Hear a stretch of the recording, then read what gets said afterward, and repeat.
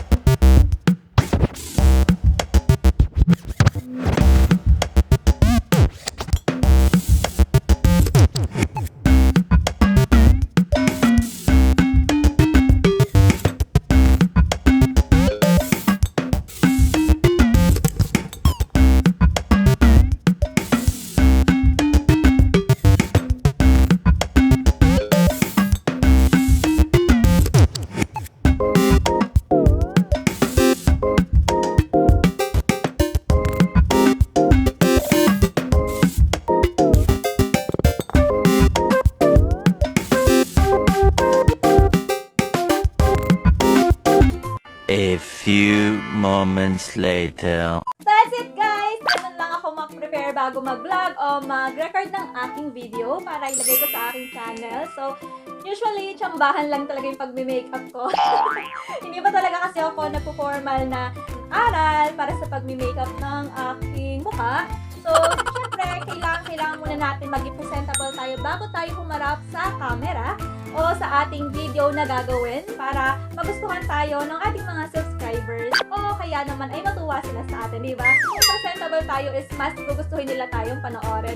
Pero bukod doon guys, bukod sa pag-makeup, syempre, hindi lang naman pagpapaganda ang ginagawa ko bago ako mag-vlog.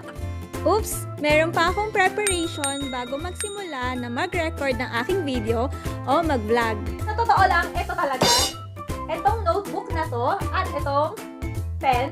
Kasi guys, bago ako mag-vlog is kailangan ay prepare muna ako dun sa topic na gagawin ko, dun sa content.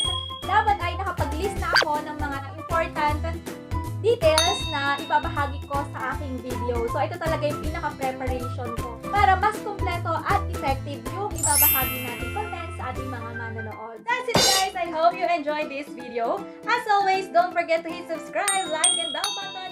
Comment if you have any suggestions. This is Jena Bombita. See you in my next video. Bye-bye!